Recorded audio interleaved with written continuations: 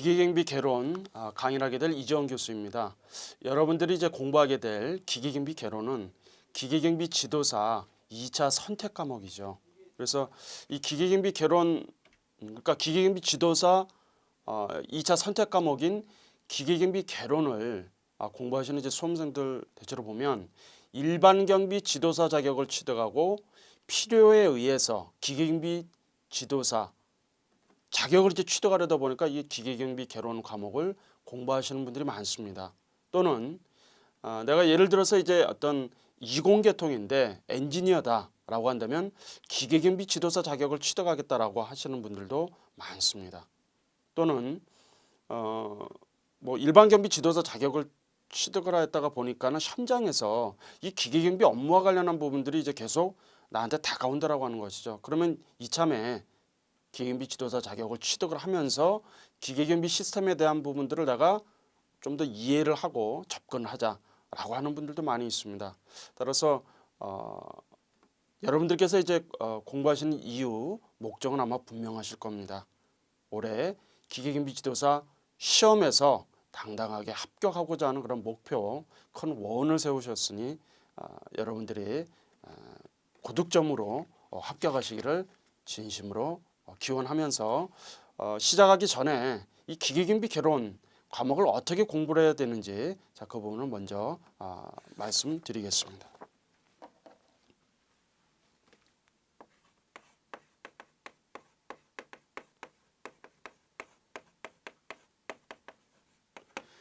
이 기계경비 개론 과목을 여러분들이 이제 공부하시는 데 있어서는 조금 이제 선입관이 있는 분들도 있으신 것 같아요. 예를 들어서 어떤 계산식이 나오니까 이거 좀 어려운 거 아닙니까? 실제로 제가 현장에서 강의를 하다 보면 그런 질문하시는 분들이 많습니다. 근데 실제로 이 계산하는 문제들은 그렇게 많이 출제 비중은 그렇게 높지는 않습니다. 그러나 기본은 알아야 된다라고 하는 부분, 그런 부분 좀 말씀 좀 드립니다. 자, 기계경비 개론을 이제 여러분들이 이제 공부하는 방법에 대해서는 우선 각 장별로 여러분들이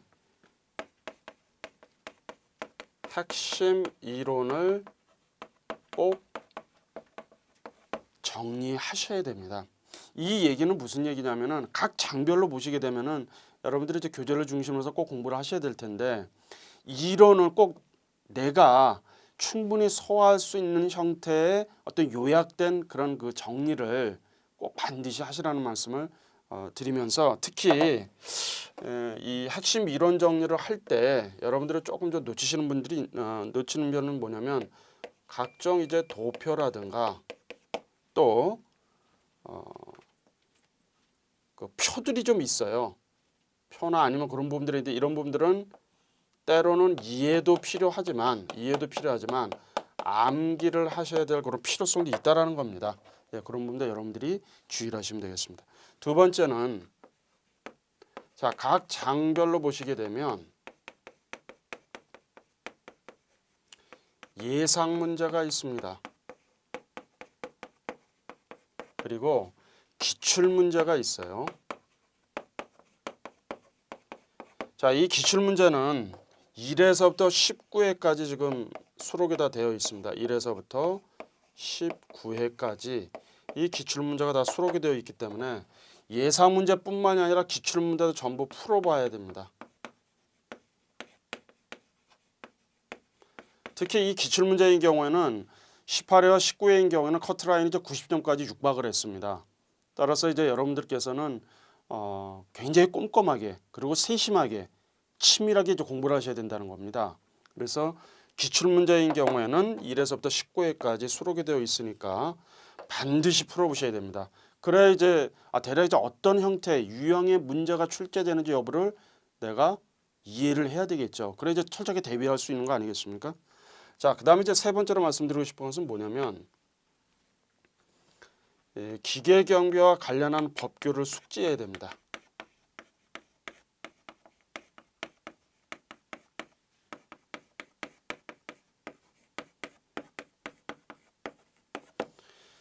기계경비 개론의 출제 기준에서도 보시게 되면은 기계경비 이제 기초 이론이라고 언급을 하면서 기계경비 관련 법규에 대한 부분이 명시되어 있어요. 이 얘기는 무슨 얘기냐면은 기계경비와 관련한 법규에서 분명히 출자가 된다라는 것을 암시한다는 얘기입니다. 그리고 기계경비와 관련한 법규는 어디에 지금 명시되어 있죠? 어디에 규정되어 있습니까? 바로 경비업법에서 규정되어 있죠. 그래서 경비업법에서도 어떤 내용을 보셔야 되느냐 하면은 특히 이 기계경비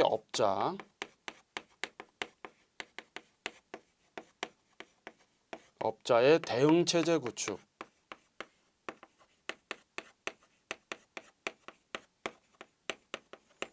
그리고 오경보 방지 등의 설명이죠.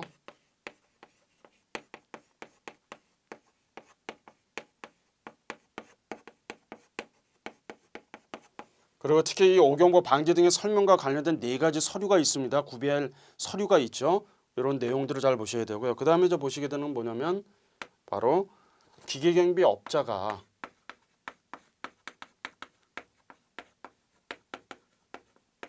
출장서별로 구비해야 될 서류, 이것도 4가지가 있죠. 이런 내용들이 시험에 출제가 잘 되고 있습니다. 그런 내용들 여러분들이 잘 정리를 해 두셔야 될 필요성이 있죠. 자, 그리고 이제 어떤 내용이냐면은 기계경비 업자와 관련한 내용입니다만은 행정처분이 있죠. 그리고 과태료가 있습니다. 이 과태료는 우리가 이제 행정질서벌이라고 하죠.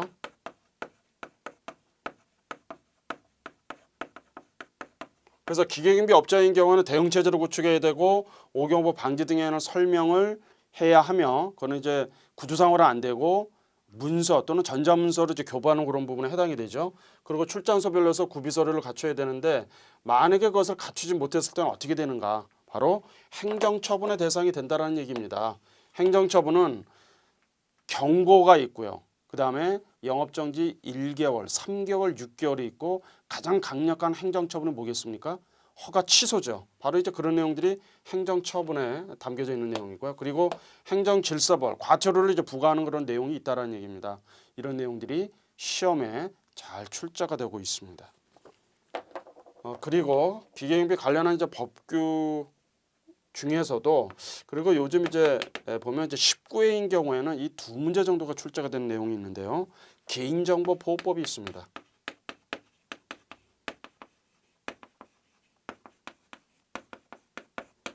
자, 개인정보보호법 제25조를 보시게 되면 영상정보 처리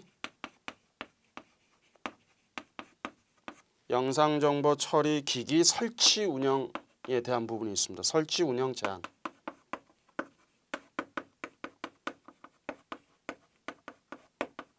그래서 개인정보법 제25조에 보시게 되면 영상정보 처리기기에 대한 설치 운영 제한과 관련한 그 조문은 여러분들이 이해도 필요하지만은 반드시 암기하셔야 됩니다. 19회에서 2문제 정도가 출제가 되었죠. 특히 요즘 이제 이 영상정보 처리 기기와 관련한 내용들이 시험에 출제가 좀 잘 되고 있습니다. 그래서 어떤 시대의 흐름을 좀 반영하는 그런 측면도 좀 담겨 있습니다만은 그런 내용들이 있습니다. 그리고 이제 한 가지 더 말씀을 드리면, 여러분들이 이제 교재를 보시게 되면 이제 불호편도 그냥 넘어가시지 마시고 불호편에서도 여러분들이 꼭 정리를 하셔야 되는 내용들이 있어요. 그래서 이 통신과 관련된 부분들 있죠. 데이터 통신과 관련된 내용, 뭐 용어들도 있습니다.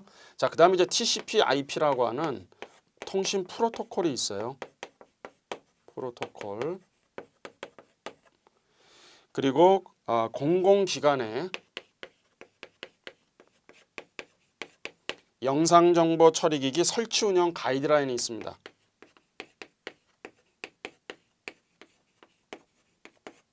처리기기에 대한 가이드라인이 있어요.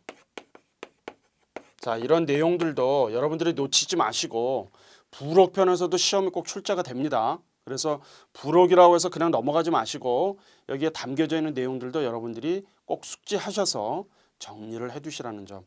그래서 이렇게 기계경비 개론을 여러분들이 공부하는 이제 방법들이죠. 공부하는 방법을 제가 말씀을 드렸으니까 이 내용을 토대로 해서 여러분들이 충분히 공부를 하신다면 분명히 기계경비 지도사 자격을 취득하실 수 있다. 이렇게 좀 말씀드릴 수 있습니다.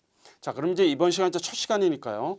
첫 시간 강의를 시작하겠습니다. 자, 1장을 여러분들이 이제 보시게 되면 1장에서 기계경비 이제 기본 이론에 대한 부분이 이제 언급이 됩니다.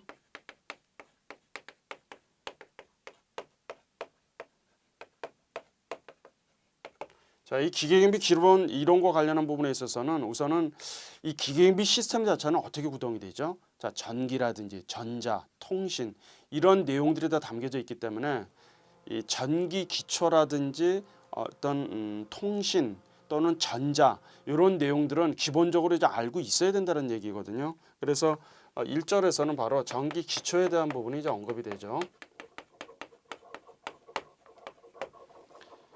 그래서 기계경비 시스템은 이제 서두에도 제가 언급을 해드렸습니다만은 전기라든지 전자, 통신 기술이 이제 접목이 되어 있는 집약이 되어 있는 이런 시스템을 이제 우리는 기계경비 시스템이라고 하는 것입니다. 그래서 먼저 자, 전기에 대한 정의를 한번 해보도록 하겠습니다. 전기의 정의. 자, 우리가 이제 실생활에서 많이 사용을 하고 있는 이 전기에 대한 부분인데요. 이 부분을 한번 좀 정의를 한번 좀 해보도록 하겠습니다. 자, 모든 물질은 최소 단위인 것이 이제 전자도 있고 가장 작은 것이 뭐예요? 원자로 이제 구성이 되어 있다라고 하는 것이죠. 그래서 원자라고 하는 것은 그거 보면 이제 원자 핵이 이제 가운데 있어요. 그래서 이제 음전기가 이렇게 돌면서 그런 형태로 이제 구성이 되어 있다라고 하는 것이죠. 그래서 원자라고 하는 부분은 원자라고 하는 것은 먼저 전자로 구성이 되어 있는데 전자라고 하는 것은 바로 음전기입니다. 음전기. 다시 말씀드리면 마이너스 전기라고 하는 것이죠. 그래서 우리가 이제 표기를 어떻게 해줍니까? 이렇게 해주죠. 표기를 마이너스니까 마이너스 이렇게 표기를 해줍니다. 자, 그리고 이제 양자가 있죠. 양자. 자, 이 양자인 경우는 우리가 이제 양전기라고도 합니다. 양전기. 그리고 플러스죠. 플러스 전기라고 합니다. 그래서 표기를 어떻게 해줄까요? 플러스니까 이렇게 해주는 것이죠. 플러스 이렇게 표기를 해줍니다. 자, 그 다음에 이제 중성자 형태도 이제 띠구로 있죠. 중성자 형태라고 하는 것은 자, 전자는 이제 음전기니까 이제 마이너스를 좀 꽉 차는 것이 이제 전자의 형태고요. 양자는 양전기인데 플러스니까 플러스 형태가 되겠죠. 그럼 이제 중성자라고 하는 의미는 어떤 걸까요? 이거는 전하를 갖지 않는 겁니다. 전하를 갖지 않는다. 이것이 바로 중성자다라고 여러분들이 그렇게 이해를 하시면 되겠습니다.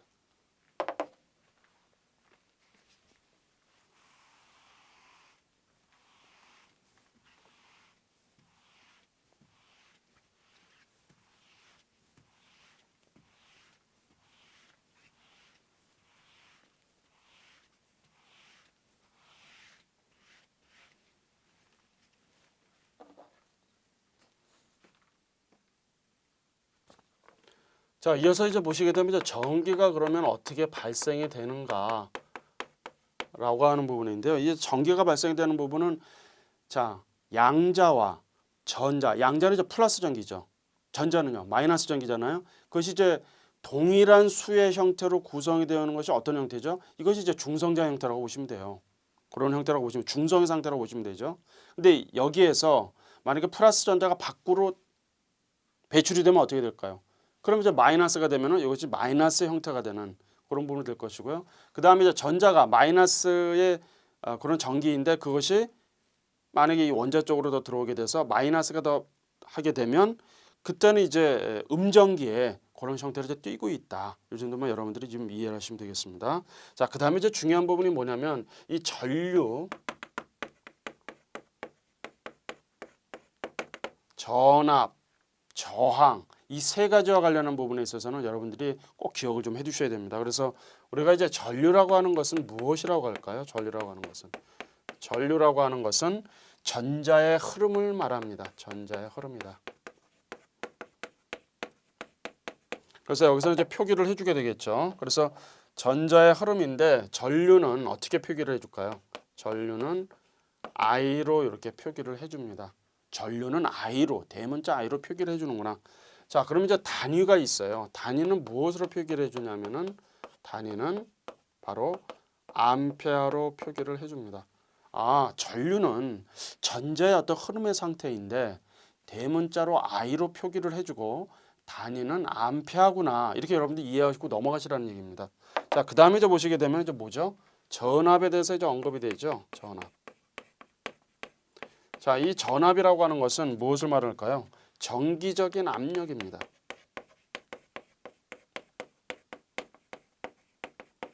그래서 전압은 어떻게 표기를 해주냐면은 전압은 V로 표기를 해줍니다.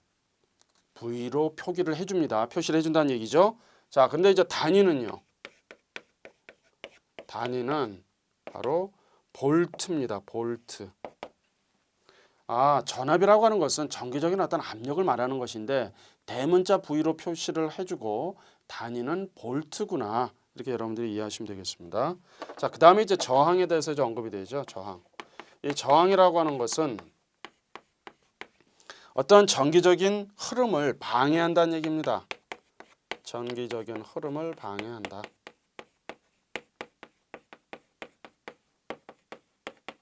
그래서 이제 저항은 무엇으로 표시를 해줄까요? 저항은 R로 표시해 줍니다. 대문자 R로 표시를 해준다. 그럼 이제 단위는 어떻게 될까요? 단위는 옴이라고 합니다. 옴. 이렇게 표기를 해주죠. 이렇게 표기를 해주는 것이죠. 그래서 전류와 전압과 저항 이 세 가지는 여러분들이 꼭 기억을 해두셔야 됩니다. 잘 정리해 주셔야 된다는 얘기죠. 자, 그리고 이제 여기서 이제 중요한 내용이 뭐냐면 이 오음의 법칙이라고 하는 부분이 이제 등장을 합니다. 오음의 법칙.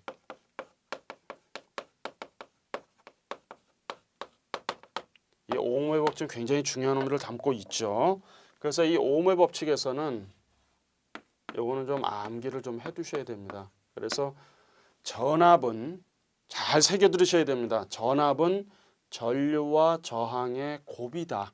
이렇게 좀 보시면 되고요. 그 다음에 전류 I는 R분의 V죠. 그래서 전류는 전압에 비례하고 저항에 반비례한다.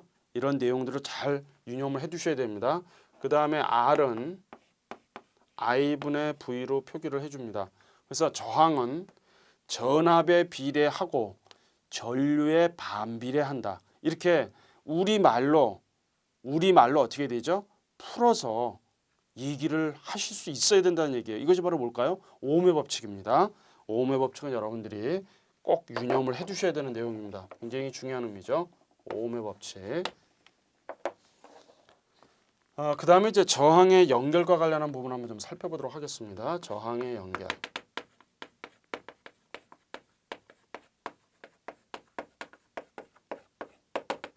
여기서는 이제 저항의 연결이 직렬의 형태가 있고 또 병렬의 형태도 있고요. 그 다음에 직렬과 병렬의 이런 합성 저항값을 구하는 부분들이 있죠. 그래서 먼저 이제 직렬 연결 한번 좀 보도록 하겠습니다. 직렬의 연결.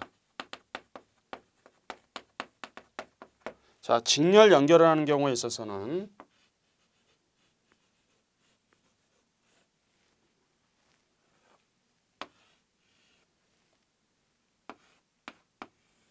이렇게 지금 표시를 해줄 수가 있죠. 그래서 이것을 R1, 이거를 R2, 얘를 R3라고 합니다. 자, 저항이 이제 이렇게 직렬로 연결이 되어 있죠. 그러면은 요 단을 이렇게 나누어 보는 것이죠. 이렇게 이런 형태로. 그래서 여기를 V1, 여기를 V2, 여기를 V3라고 한다. 그러면 이 폐회로에 전류 I가 흘렀을 때 전압이 이렇게 되는 이런 형태의 어떤 회로가 이제 구성이 되어 있다라고 한다면 이때 이제 저항값은 어떻게 구하는가 그 얘기를 하는 것이죠. 그러면 먼저 어떤 부분을 해야 될까요? 먼저 합성 저항값을 구해야 되겠죠. 합성 저항. 그래서 이 합성 저항값은 RT라고 했을 때 RT는 R1 플러스 R2 플러스 R3다. 이렇게 지금 규정을 해줍니다. 저항이 직렬로 연결이 되어 있는 경우에는 그 저항값을 전부 더해주면 됩니다. 이렇게 해서 합성 저항값을 구할 수가 있죠. 자, 그 다음에 이제 두 번째는 뭐냐면 이제 전체 전압값을 구해봐야 되겠죠. 전체 전압. 자, 여기에서 이제 전체 전압이 이제 이렇게 가해지게 되는데 R1에 유기된 전압, R2에 V2, R3에 V3라고 하는 전압이 이렇게 지금 V1, V2, V3가 되어 있다라고 한다면 전체 전압 V는 어떻게 구성이 되어 있을까요? V라고 하는 것은 V1 플러스 V2 플러스 V3로 이렇게 우리가 정리를 해볼 수가 있겠죠. 자, 그러면 여기에서 이제 전류값을 구해봐야 되겠죠. 자, 저항값과 전압값을 구해냈으니까 세 번째로는 뭘까요? 전류값을 이제 구해볼 수가 있는 것이죠. 그러면 전류 I는 R분의 V라고 이미 우리가 오음의 법칙에서 배웠죠. 그러면 어떻게 볼 수가 있을까요? 전류 I라고 하는 것은 여기서는 RT분의 V가 되니까 RT는 직렬로 연결이 되어 있잖아요. 따라서 R1 플러스 R2 플러스 R3분의 V다. 그래서 직렬로 연결이 된 R1과 R2와 R3의 합성 저항 값을 무엇으로 나눈 것일까요? 그러니까 전체 전압을 합성 저항 값으로 나눈 것이 무엇이다? 전류다. 이렇게 여러분들이 값을 구할 수 있다. 이제 이렇게 말씀드릴 수 있습니다. 자, 그다음에 이제 두 번째는 뭐냐면 바로 병렬 연결 한번 봐야 되겠죠. 자, 병렬 연결인 경우에는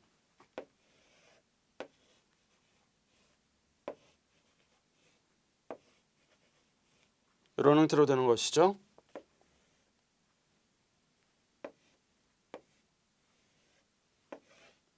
이렇게 이제 구성이 되어 있습니다. 자, 전체 전압이고요. 플러스 마이너스. 그 다음에 여기 R1이고 R2고요. R3로 구성이 되어 있습니다. 그리고 이쪽 단에는 I1이 얘는 I2 그리고 I3라고 보시면 되죠. 그리고 여기 이 회로도에는 전체 전류 I가 전류가 이제 흐르고 있는 이런 형태죠. 지금 보시게 되면 이렇게 저항이 병렬로 연결이 되는 경우는 어떻게 구해낼 수 있는가? 여기서도 마찬가지로 합성 저항값을 먼저 구해내면 됩니다. 우선적으로 합성 저항값을 구하면 돼요. 그래서 이 합성 저항값 RT라고 하는 것은 어떻게 구할 수 있을까요? 여기서는 R1분의 1 플러스 R2분의 1 플러스 R3분의 1분의 1로 이렇게 표기를 해줄 수가 있어요. 그러면 이 부분은 어떻게 지금 다시 풀어서 해줄 수가 있는가 하면은 연결이 되면 R1, R2 플러스 R2, R3 플러스 R3, R1분의 1로 이렇게 표시를 해줄 수가 있습니다. 이거 굉장히 중요한 의미죠. 공식을 그대로 그래서 이제 이런 공식은 여러분들이 좀 암기하실 필요성이 있다는 얘기입니다. 그런 내용들을 잘 유념을 해주시기 바랍니다. 자, 그러면 여기에서 또 이제 전체 전류값을 구할 수가 있죠. 전체 전류. 이 전체 전류값은 I는 어떻게 구할 수 있을까요? I1, I2, I3로 볼 수 있습니다. I1과 I2, I3를 전체 전류값으로 본다라고 하는 것이죠. 자, 그리고 이제 직병렬 연결로 한번 보도록 하겠습니다.